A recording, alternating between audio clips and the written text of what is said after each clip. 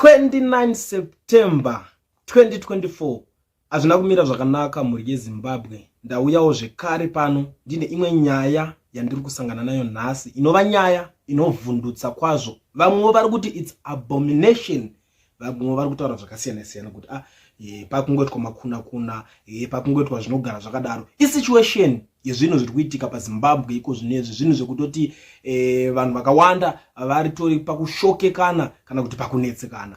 Saka zvatatoya kudai so ndinenge ndatouya. Gara like this video tichionesana kuitira kuti shoko risvike ikoko vakwanise kuziva zvinhu zviri kutaurika kuma streets ende kutsamwa kwakaitwa nevana veZimbabwe kunyatsosvika kwavari vanhu ava. Nyaya iri panapa ndava nayo yakamira kadai so. Mudzimai wemutungamiriri weZANU-PF avo Amai Mnangagwa vabuda vari pabillboard rakatonyorwa kuti excellence. Unoona nyaya iri panapa iri kuvhundutsa zvakanyanya, rakatonzi excellence. Isusu sekuziva kwatinoita zvinhu zvimhuri yeZimbabwe tinoziva kuti title yekuti excellence inoshandiswa kune high ranking officials, tikatasangana kuti governors, ambassadors kana kuti royalty. Zvakafanana kuti unoona ukatarisa ku Eswatini kunoshanda madzimambo ndio vanenge vashandiswa mazita ekunzi excellence. Tingangoto vanhu vanenge vangori nemarankings akaita seiwaya. But panapa tiri kuona zvinhu zvinonyadzisa kwazvo. These guys handisi kuziva kuti vanhu vagadzira chinhu ichi vanga vari kunyatsoita is it bootlicking or something, because zvatosvika pakutodarikidza. Ndipo patinoti zvadarikidza extent yekuti iko zvinezvi vakusvika pakudeedza mudzimai wemutungamiriri wenyika kuti excellence. Hatizive kuti kana uri spouse wa head of state unonga wakunzi excellence pakuti chi wakutonzi first gentleman. I don't know kuti zviri kupindirana papi izvozvo. Tese tiri kuvhunduka nazvo, vanhu vatotyawo kuti nai guys zvazvipi izvi. But you know Zimbabwe ine maitiro inongoita zvinhu so ari strange yekuti izvo unoona zvoroti zuro paitaurwa nyaya yekunzi vanhu imimi munenge muchidai pasocial media. Ndakato understand kuti kazhinji kunyanyanya vanhu vanenge vachitaura zvakasiyana siyana paX pakataurwa zvakawanda zvikanzi beyond chinchi zvinhu zvakataurika zvezve, because they know kuti zvinhu zvavari kuita people are not happy. Saka uchaona kuti padengwe mutemo wekuti vanenge vakaiisa ndivo upedza waona kuti mutemo iyi yakutovatsika ivo kana kuti vanhu vakuchinyatso expressa zvavari kufeel about situation inenge iripo. Ndosaka vakuchinja magoalpost iko zvirezvo kuti vakwanise kuita zvinhu zvakaita sezvizvi pasina ari kuvanetsa kana kuti pasina kana ari kuva challenge kana kuti chinchi, because izvo zviri kuvhundutsa guys. Mudzimai wemutungamiriri wenyika wabvanzi wewe akunzi excellence. Handisati ndakambozvinzwa zvangu inini, handisati ndakambozviona honestly speaking. Ndosaka muchitoona tichitoti nyaya dzinoshamisa dzinenge dzatosangana nadzo ndokutoshamisika kwacho kwatiri kutete kuno. Ndikuonawo mumwe ari kubudawo panapa ari kuti madofo vanhu ivava vamukoma mapepa avanoti avanawo ekudzidza akanyorerwa kuti chii.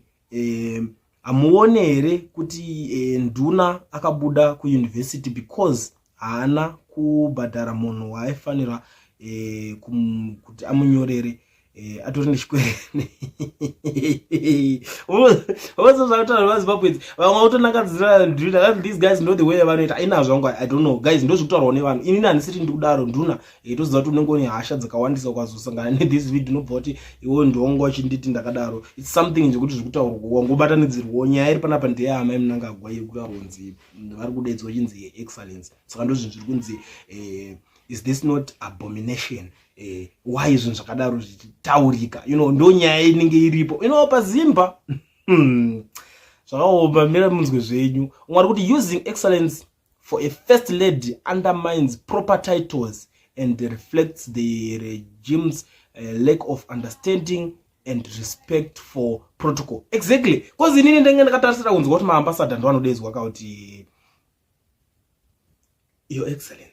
His excellence, because ambassador anenge achirepresenta president. Saka munhu anorepresenta anotodedzwa netitle iyoyo. Zvakafanira ukasara uchinzi acting president haunzongonzi Mr. Ningi, unotosara uchitonzi makadi zvenyu his excellence.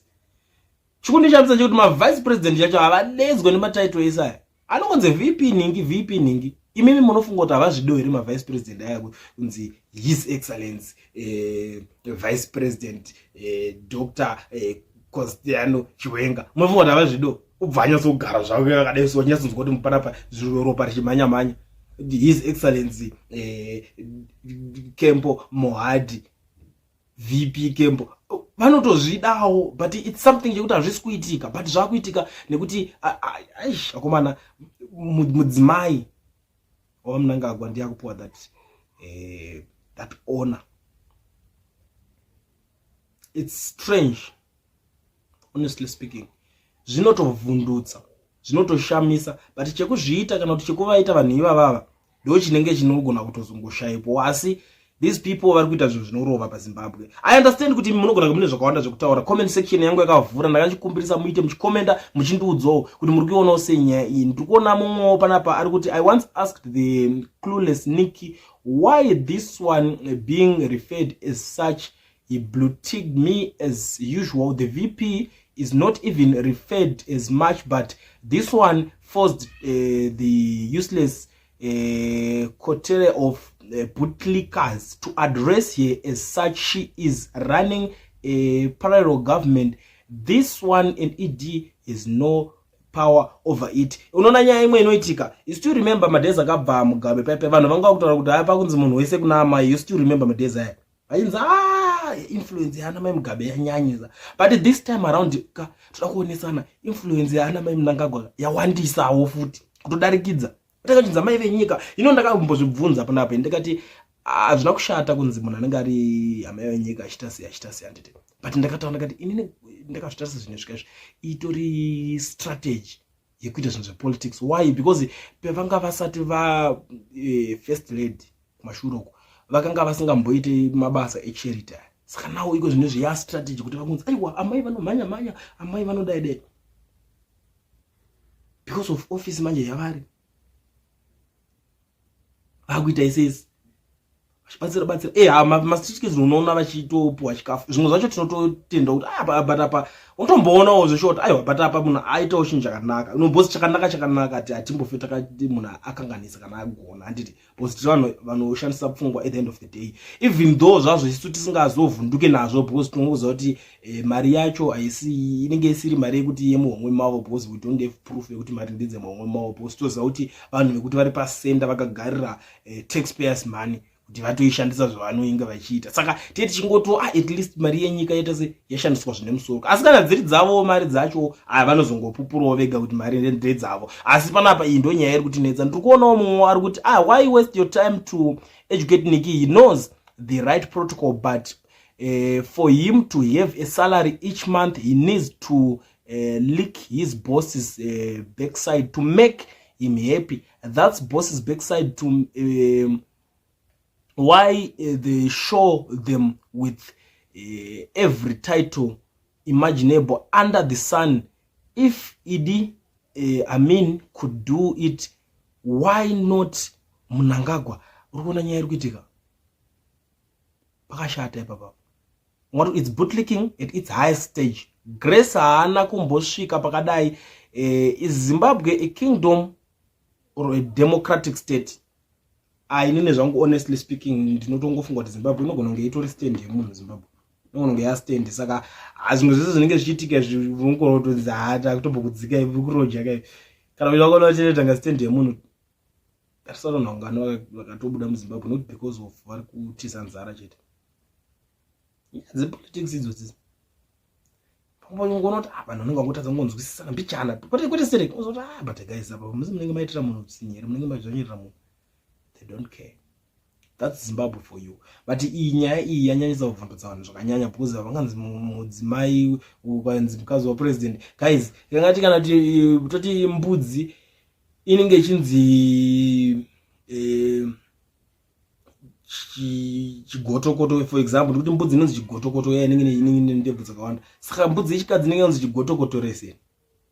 same applies. And unaona nyaya dzekuti amene paka ndosaka vari kunyanya kutamba nemaprophets aya zvakanyanya. Unaona maprophets ndo mamweka ukuthi iye ndiye akadedzwa necalling, ari kutoti akatodedzwa naMwari iye pachake, asi unozonzwa mukadzi wake akunzi prophetess. Oshaya kuti guys saka mutoti Mwari akadedza mose muri 2 but iwe wakazongotsvaga bhebhi ukaroora kai. Saka bhebhi rako rakutowana futi title yekudenga iyi. Nawo zvakuitika kunyika. Ena vanaka zvinhu zvacho zvinozongodzoka zvotongotidzokera tese. Ndangondidarike nepanapa ndizivisane nemi guys zvinhu zviri kuitika. Handisi kuziva kuti mimi nyaya muri kuionawo sei. You tell me what to think in the comment section panyaya iyoyi. Munoionawo sei hama dzadiwawo ndudzeyo. Please.